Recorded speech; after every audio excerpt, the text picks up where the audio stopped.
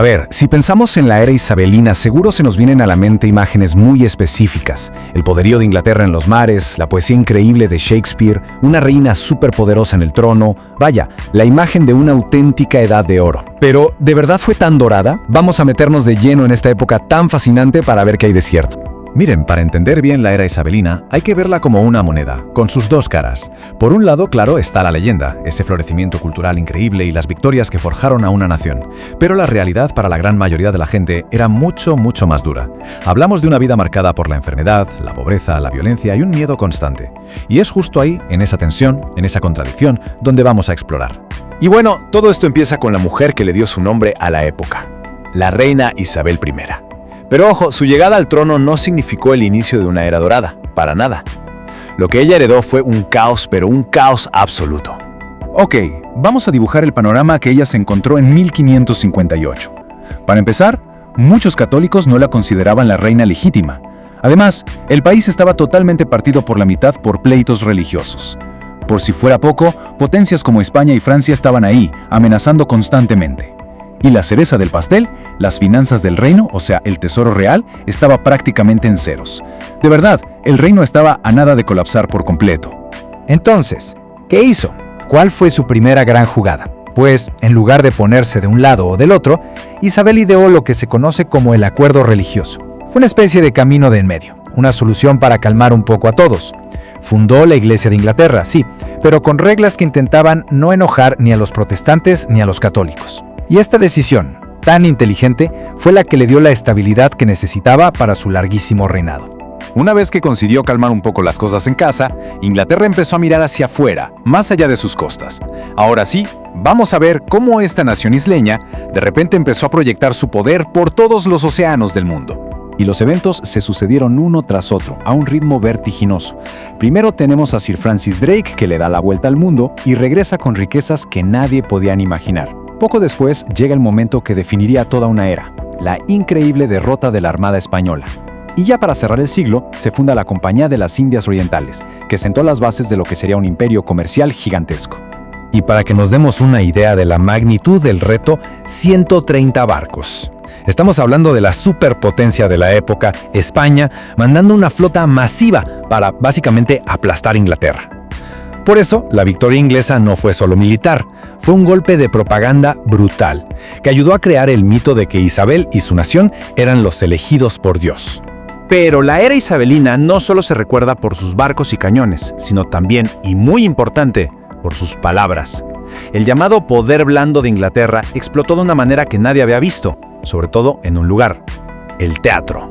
Fue de verdad una revolución cultural. Se empezaron a construir los primeros teatros permanentes, como el famosísimo The Globe.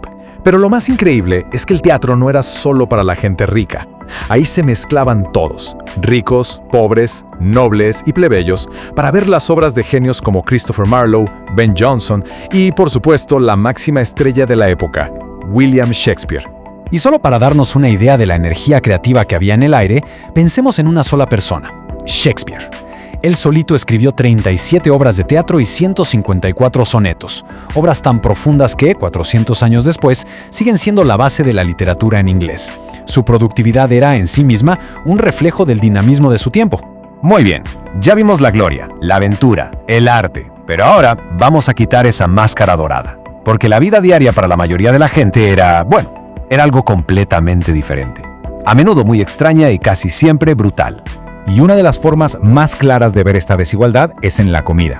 Mientras los ricos se daban banquetes con todo tipo de carnes, vino y azúcar, que era carísima, la dieta de casi toda la población se basaba en pan, un guisado de verduras llamado potaje y cerveza, que muchas veces era más segura de beber que el agua. La diferencia entre un mundo y otro era, de verdad, abismal. Y aquí es donde las cosas se ponen, para nuestros estándares, muy raras. El concepto de higiene era distinto. La gente creía que bañarse de cuerpo completo era peligroso, que abría los poros a las enfermedades. Así que, ¿qué hacían? Lo evitaban.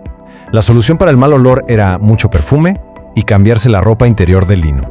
Otro detalle que hoy nos parecería increíble, no había tenedores. Se consideraba un invento italiano, algo demasiado refinado, casi afeminado. Así que en la mesa se usaban las manos, un cuchillo para cortar la carne y una cuchara para las sopas. Y ya. Y esta frase, que se le atribuye a la mismísima reina, lo dice todo. Bañarse una vez al mes y ella era considerada excesivamente limpia. Imagínense, esto nos da una idea bastante clara de cuál era la norma para todos los demás. La belleza también podía matar, literalmente. Para conseguir esa piel pálida, casi blanca, que era símbolo de estatus, las mujeres se ponían un maquillaje hecho a base de plomo. Con el tiempo, esto les destrozaba la piel, se les caía el pelo y en muchos casos las iba envenenando lentamente hasta la muerte. Y quizás este es el detalle más loco de todos.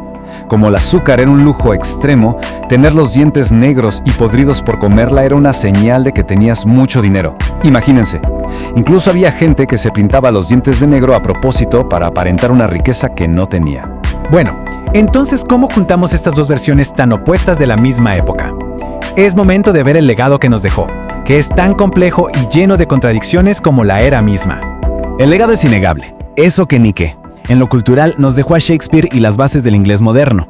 En lo político convirtió a Inglaterra en una potencia mundial. Y en lo económico arrancó una expansión comercial que marcaría los siguientes siglos. Pero es súper importante recordar que todos estos pilares se construyeron sobre la gloria, pero también sobre la brutalidad y la dureza de la vida cotidiana. Y esto nos lleva a la pregunta final. Después de todo esto, llamar la Edad de Oro parece que se queda un poco corto, ¿no? Quizás su genialidad, su importancia para la historia, no viene de que fuera una época perfecta e idealizada, sino justo de esa tensión constante entre la luz y la sombra, entre la brillantez de sus logros y la crudeza de la vida. Una contradicción que al final del día es lo que la hace todavía más fascinante. Suscríbete al canal, dale like y comparte el video.